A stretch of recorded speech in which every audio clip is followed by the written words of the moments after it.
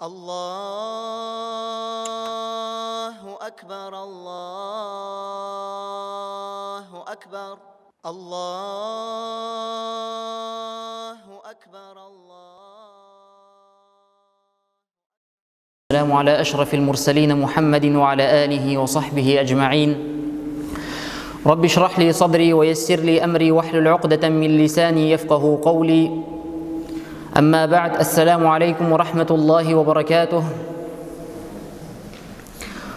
Хвала Аллаху, который наделил нас несчитанными благами и сделал нас из числа верующих. Хвала Аллаху, который дал нам возможность очередной раз встретиться для изучения Его религии. И мы благодарим Аллаха Субханаху ва Тааля за это. И, Аллахи, братья, это великое благо, то, что мы вот так собрались, то, что мы можем так собираться, приходить. И каждый должен благодарить Аллаха Субханаху ва Тааля за такую возможность, потому что это великая милость, которую Аллах Субханаху ва Тааля оказал нам. И хочу напомнить о той награде, которую человек получает за то, что получает знания, изучает книгу Аллаха, и приходит хадис. Пророк, саллаллаху алейхи вассалям, говорит: «Ман саляка тарикан ялтамису фихи ильман, саххаля Аллаху лаху тарикан иля аль-джанна». И кто встанет, то есть выберет путь, и он будет на этом пути требовать знания, получать знания, саххаля Аллаху лаху тарикан иля аль-джанна, то Аллах Субханаху ва Тааля облегчит этому человеку путь в рай. И прошу Аллаха Субханаху ва Тааля, чтобы Аллах Субханаху ва Тааля сделал нас из числа этих людей, которым Аллах Субханаху ва Тааля облегчит путь в рай. И также от Абу Хурайры передается, этот хадис приводит имам Ан-Навави: «Маджтамаа каумун фи бейтин мин буйути Аллахи ятлуна китаб Аллах ва ятадарасунаху бейнахум илля назалат алейхиму ас-сакинах ва гашиятхуму ар-рахмах ва хаффатхуму аль-малаиках ва закарахуму Аллаху фи ман индах». Пророк, саллаллаху алейхи вассалям, говорит: когда люди собираются в одном из домов Аллаха, где они совместно читают или изучают книгу Аллаха, обязательно не сходит на них сакина, спокойствие, и покрывает их милость, и окружают их ангелы, и поминает Аллах среди тех, кто находится перед Ним. Аллах Субханаху ва Тааля упоминает этих людей среди ангелов.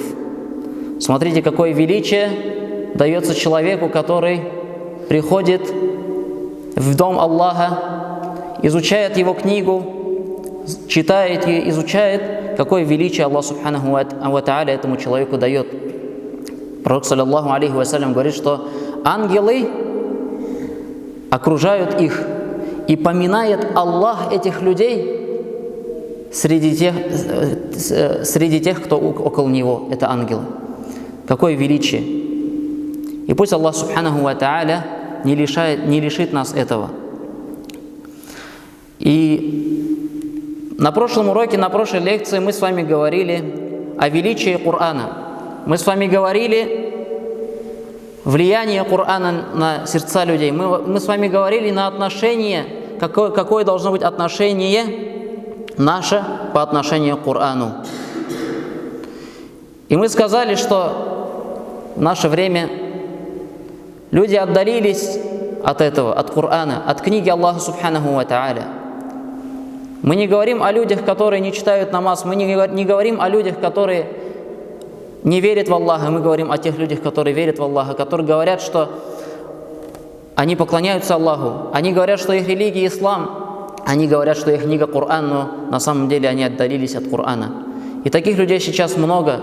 И это по причине того, что люди последовали за своими страстями, оставили изучение книги Аллаха Субханаху ва Тааля, не устрашаются теми смыслами, которые есть в Коране, не боятся того наказания, которое Аллах Субханаху ва Тааля описывает в Коране.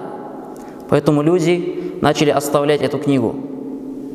И сейчас мы очень сильно отвлеклись от этого. Мы погрузились в этот мир и оставили это. И на самом деле, если перечислять величие Корана, рассказывать о том, какая это книга, какое это величие Аллах Субханаху ва Тааля дает, то мы не можем перечислить. Мы не можем перечислить величие Корана, рассказывать о том, какая это книга, какое это величие Аллах Субханаху ва Тааля дает, то мы не можем перечислить. И на самом деле, если перечислять величие Корана, рассказывать о том, какая это книга, то на это нужно несколько уроков, но я бы хотел буквально один аят и один хадис привести и дальше уже перейти к тому правилу, которое мы с вами сегодня возьмем. И Аллах Субханаху ва Тааля в Коране говорит: «Я айюхан насу кад джааткум мау'изатум мир раббикум ва шифаун лима фис судури ва худа ва рахматун лил му'минин». Касаемо Корана, Аллах Субханаху ва Тааля говорит: «О люди, Аллах Субханаху ва Тааля обращается ко всем людям и говорит: к вам от вашего Господа явилось увещевание». Это то, что делает нам наставление, это Коран. Коран наставляет нас, это увещеватель. Аллах Субханаху ва Тааля продолжает и говорит: исцеление для того, что в груди. Коран является исцелением для сердец. Сейчас, в наше время, люди часто испытывают какой-то стресс, перегрузку и так далее, впадают в стресс, перегорают и начинают ходить, искать ответы где-то у каких-то психологов, у каких-то людей, коучеров, которые якобы учат людей, как правильно жить, как правильно выстраивать отношения. Вот здесь ты неправильно сделал, вот здесь ты правильно сделал, вот здесь надо было так. И люди, мусульмане, ходят к этим людям и берут у них уроки, и говорят, вот, удивляются тому, что они говорят, вот, оказывается, надо было так сделать. И, субханаллах, Аллах Субханаху ва Тааля говорит, что Коран – это лучший увещеватель. Аллах Субханаху ва Тааля говорит, что Коран – это лучшее исцеление для того, что в груди, для сердец. То есть мы, мусульмане, мы должны возвращаться к Корану. Какой бы вопрос ни возникал в нашей жизни, мы должны возвращаться к Корану. Тем более, если это касается сердца, тем более, если это касается души, мы должны возвращаться к Корану.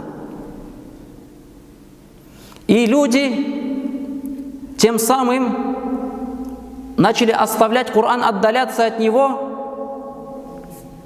и после этого говорят, у меня все равно что-то проблемы, мне все равно как-то тяжело, у меня все равно что-то не получается.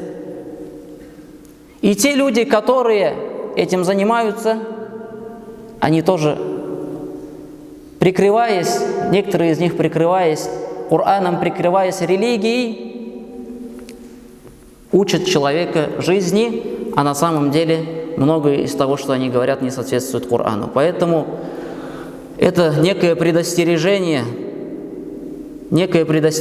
нам, чтобы мы, когда с нами что-то происходит, чтобы мы оценивали свою ситуацию и в первую очередь ставили приоритетом это шариат и религию Аллаха Субханаху ва Тааля, книгу Аллаха Субханаху ва Тааля. Да, в каких-то вопросах мы должны обращаться к каким-то специалистам, но должен быть приоритет правильно выставлен. В первую очередь это религия Аллаха Субханаху ва Тааля, Коран, потому что это лучшее руководство.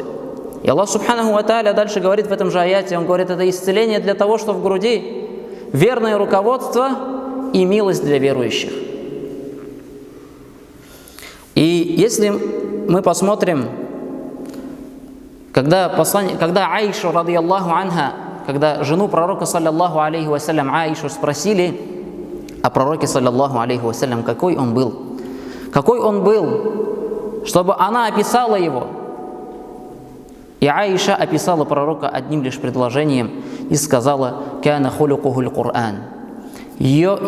Она сказала, его хульком, его этикетом, то есть был Коран.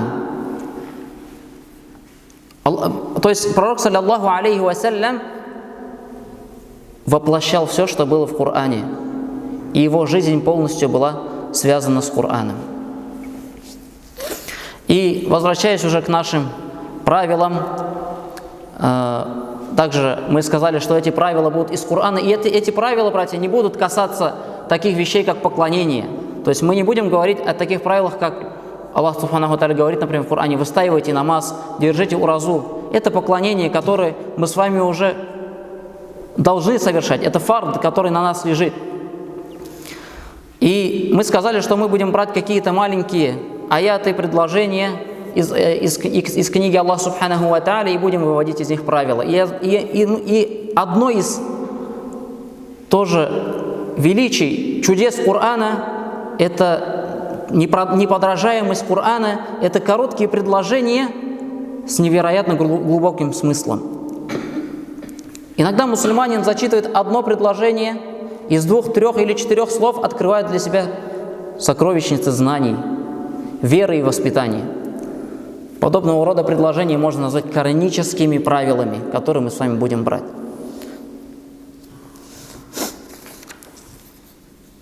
И что дадут эти правила нам? Что мы получим? Во-первых, эти правила, они укрепляют нашу связь с книгой Аллаха Субханаху ва Тааля во всех жизненных вопросах и проблемах. Мы должны научить себя возвращаться все время к Корану, к книге Аллаха Субханаху ва Тааля. Мы должны научить себя к изучению этой книги. Мы должны привить в себе любовь к этой книге. Второе, что мы получим, эти аяты, эти правила, они укрепляют веру человека, укрепляют веру в то, что в Коране есть решение для всех их проблем и бед. Иногда Аллах Субханаху ва Тааля на это указывает явно, иногда Аллах Субханаху ва Тааля на это указывает косвенно, но в Коране есть ответы на все наши вопросы. Третье, это претворяя в жизнь эти правила, постоянно их повторяя, мы естественным образом вытесняем какие-то другие, иные, мало вдохновляющие какие-то высказывания каких-то людей или советы каких-то людей, которые далеки от религии. И тем самым у нас будет появляться любовь по отношению к Корану. И первое правило, которое мы с вами возьмем из Корана, как мы сказали, эти правила не будут касаться поклонений. Эти правила не будут касаться каких-то указаний. В плане поклонения совершайте то, совершайте это. Именно главных поклонений, которые фардов. И первое правило мы возьмем из суры Бакара. Это 2-я сура в Коране. Можете записать. 2-я сура, 83-й аят. Где Аллах Субханаху ва Тааля говорит: «Вакулу линнаси хусна». Аллах Субханаху ва Тааля, этот аят приводится в обращении к людям Писания. В обращении к людям Писания. И Аллах Субханаху ва Тааля в этом аяте говорит: «Вакулу линнаси хусна». И будете говорить людям прекрасное. То есть говорите людям прекрасное. Дословно Аллах Субханаху ва Тааля будете говорить людям прекрасное. И человек, Аллах Субханаху ва Тааля так создал, что человек всегда сосуществует с другими людьми. Он контактирует все время с другими людьми и вынужден каждый день общаться. И эти люди, это разные по уровню люди, разные по вере люди даже, по интеллекту, по воспитанию и по нраву. То есть человек каждый день общается с десятками, сотнями людей, и они все разные. И человек слышит от этих людей или хорошее, или плохое, и иногда может он увидеть то, что может вывести его из себя. Поэтому данное правило предназначено для того, чтобы отрегулировать наше общение с окружающими. Это то правило, которое отрегулирует наши отношения с окружающими людьми. И Аллах Субханаху ва Тааля в этом аяте говорит: «Вакулу линнаси хусна», и будете говорить с людьми хорошо, и будете говорить людям прекрасное. И Аллах Субханаху ва Тааля сказал людям. И это правило не касается только отношений мусульманина только к мусульманину.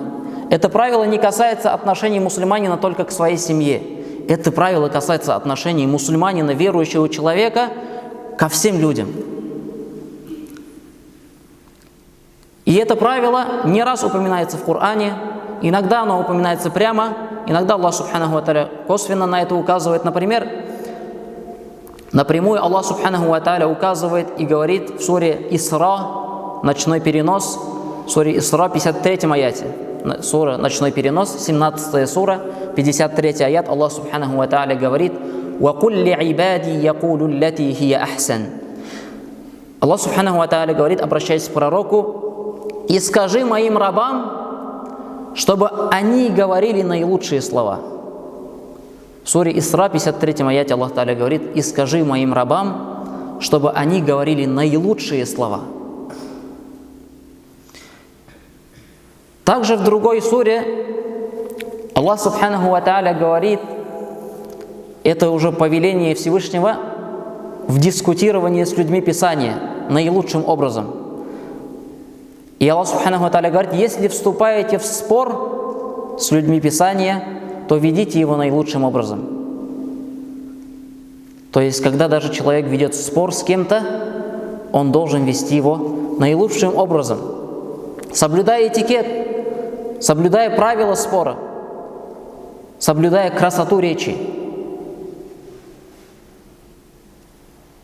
И Аллах Субханаху ва Тааля вот в суре Бакара, в суре Корова, в 83 аяте мы привели аят «Вакулю линнаси хусна» и будете говорить людям прекрасное. Данный аят из суры Бакара, из суры Корова мединского периода, где Всевышний дает ряд предписаний сынам Израиля, народу Израиля. Ранее было ниспослано общее повеление в Мекканской суре, которое мы с вами упомянули, где Аллах Субханаху ва Тааля говорит: «Скажи моим рабам, чтобы они говорили наилучшим образом, наилучшие слова». И смотрите, Аллах Субханаху ва Тааля продолжает в аяте и говорит: «Инна шайтана янзагу байнахум», ибо шайтан вносит между ними раздор. Ибо шайтан все время старается внести между людьми раздор. Таким образом, перед нами ясные предписания, где Аллах Субханаху ва Тааля ясно указывает, что мы должны наш разговор, наша речь, наше общение, наши споры, они должны быть наилучшим образом. И у этого аята есть второй вид чтения, где Аллах, то есть этот же аят в другом кирате читается по-другому, где Аллах Тааля говорит, тот же аят «Вакулю линнаси хусна», или же можно прочитать в другом риваяте «Вакулю линнаси хасана». И то есть вместо слова «хусна» используется прекрасное, используется «хасана», красивое.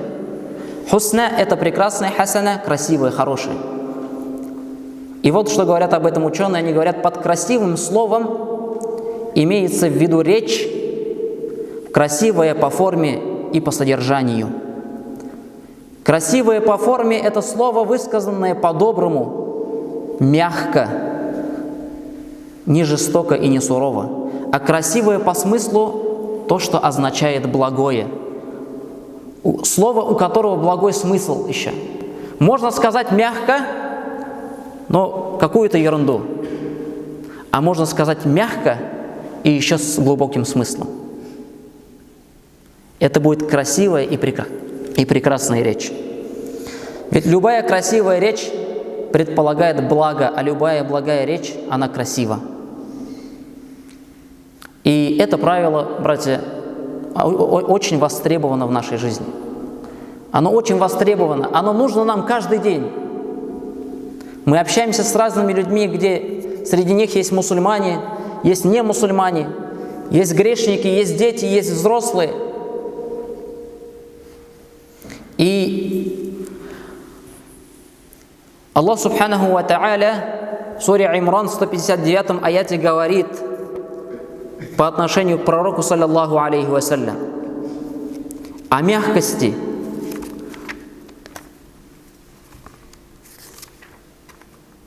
Аллах Субханаху ва Тааля говорит: «А'удhu биллахи минаш шайтанир раджим.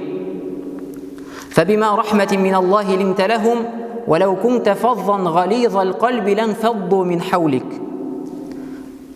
Обращаясь к посланнику Аллаха, саллаллаху алейхи вассалям, Аллах Субханаху ва Тааля говорит: «И по милости Аллаха, фабима рахматин мин Аллахи линта лахум», ты был мягок к ним, к людям.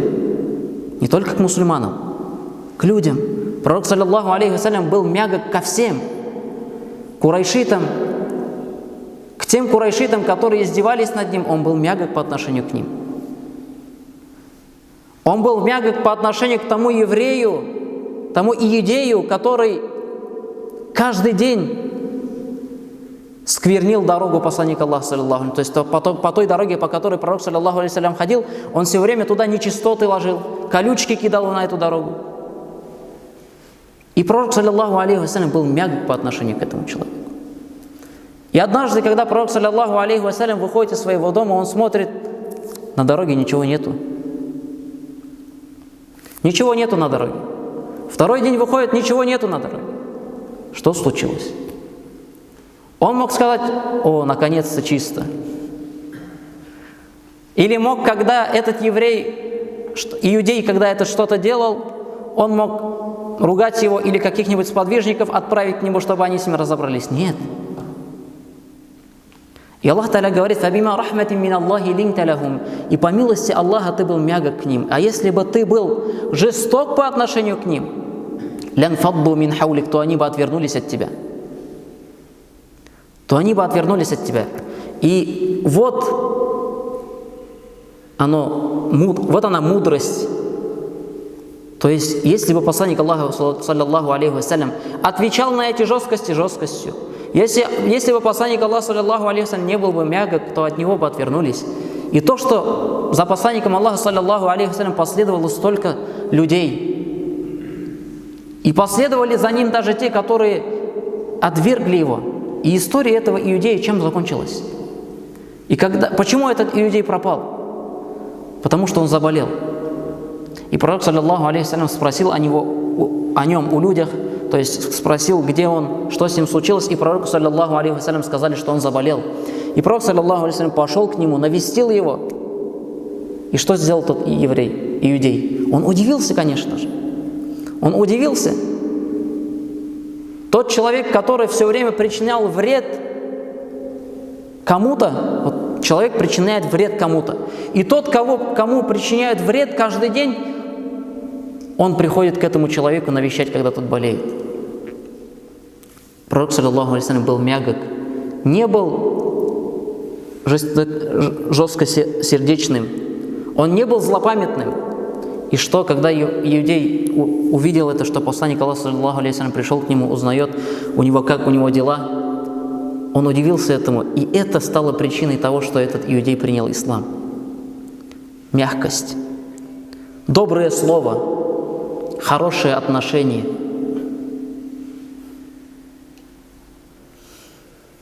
Если мы посмотрим,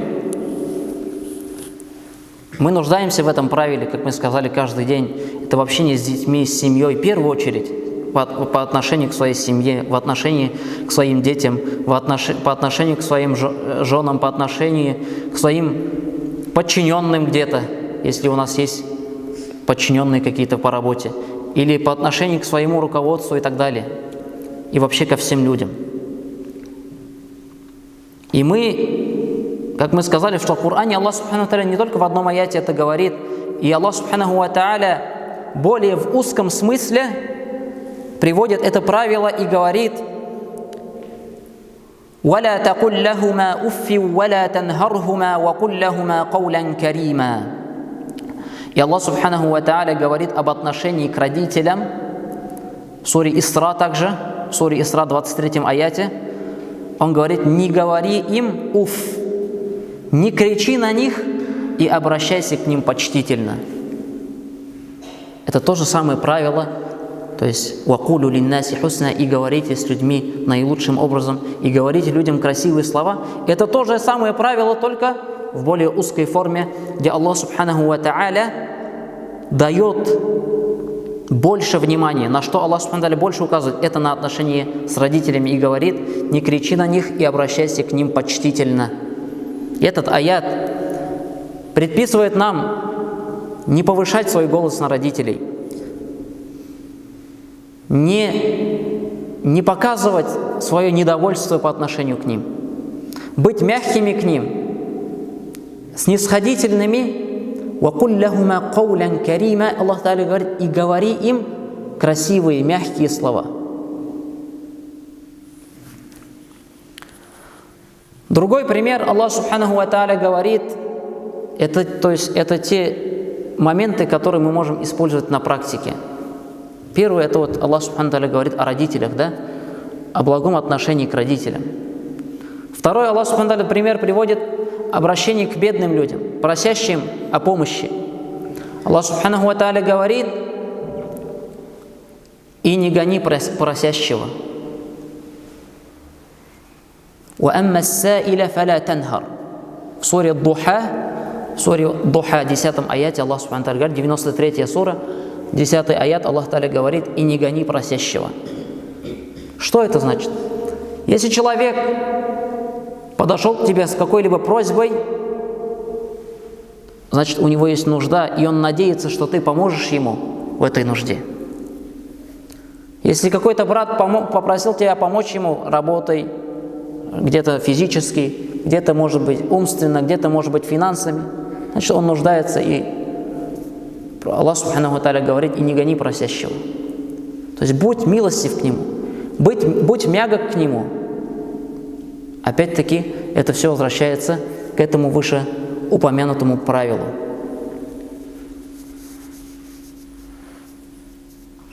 И приведем еще один пример претворения в жизнь данного коранического правила. Речь идет о том, как Всевышний Аллах описывает своих рабов. Аллах Субханаху ва Та'аля описывает верующих людей и говорит в суре Фуркан, 63 аяте, 25 сура, 63 аят, Аллах Та'аля говорит, а когда невежды обращаются к ним, وَإِذَا خَاطَبَهُمُ الْجَاهِلُونَ قَالُوا سَلَامًا. И когда невежды, человек невежда, джахиль, обращается к нему, они говорят, верующие люди говорят, они говорят только ему благие слова. Саляма, то есть то, что мирные слова, хорошие, мягкие слова, благие слова.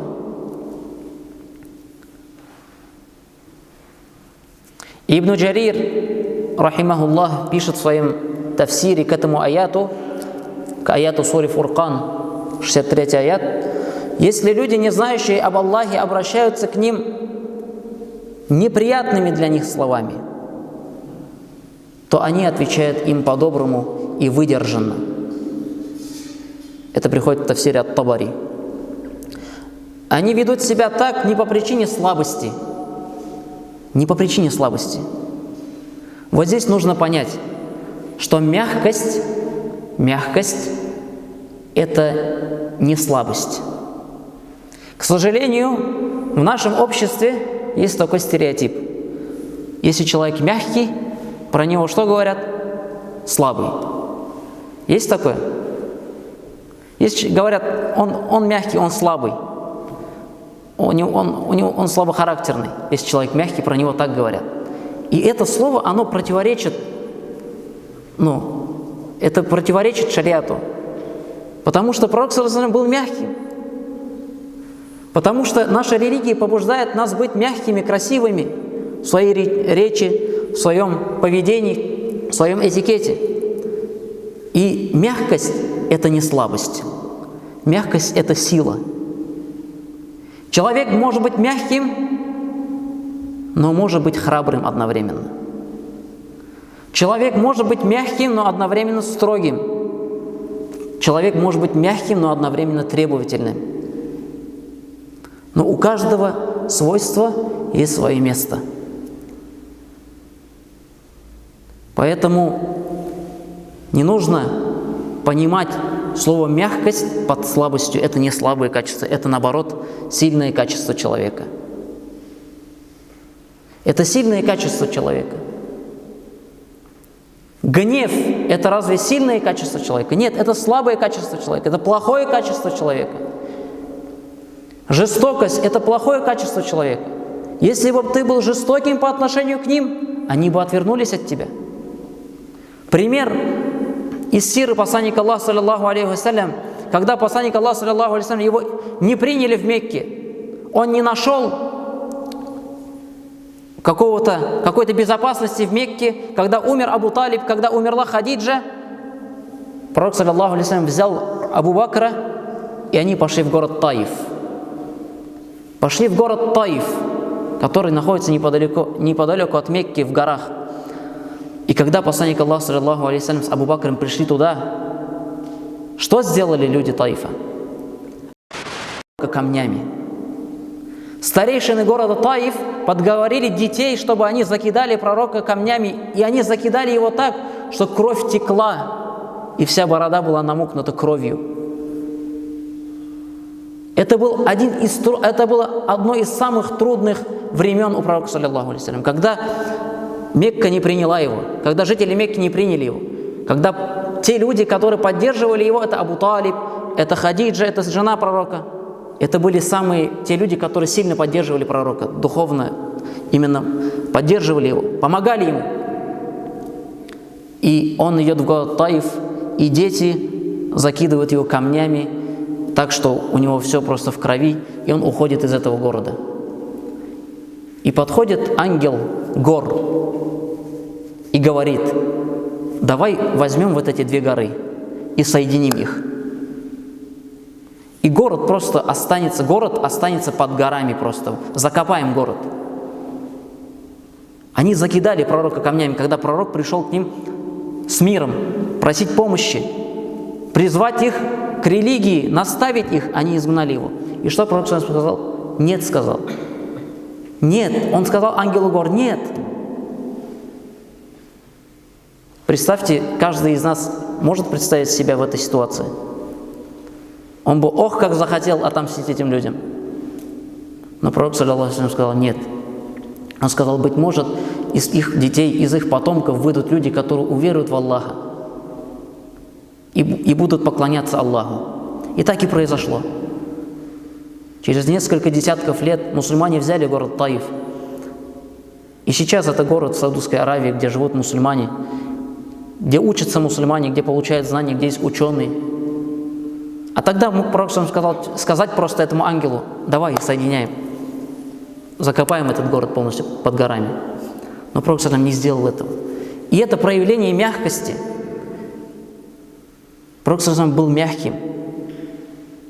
Он не был злым, жестокосердечным. У него не было этих свойств. И мы посмотрим, давайте, на свое поведение. Как мы ведем себя, давайте начнем с дома, со своей семьи. Как мы ведем себя с семьей, с детьми, с женой. Если что-то не нравится немножко, сразу кричать начинаем. Если что-то не так, сразу ругаемся, сразу злимся.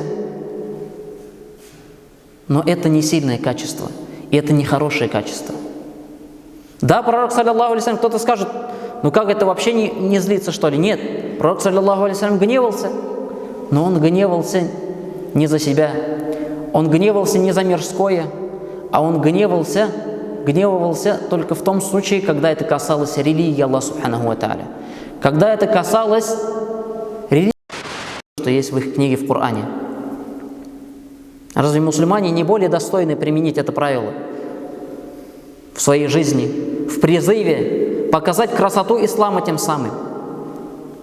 Также это правило мы не должны забывать применять в общении с родителями. Часто бывает, может быть так, что мы где-то, когда-то, вот родители что-то сказали, и нам это не нравится, и мы проявляем, и мы показываем свое недовольство к этому. Или говорим даже иногда что-то им. Мы должны исключить это. Исправить себя в общении со своими женами. Иногда замечаешь, что человек где-то на улице с кем-то более мягко разговаривает, чем со своей женой. Домой приходит, сразу такой становится. А это неправильно.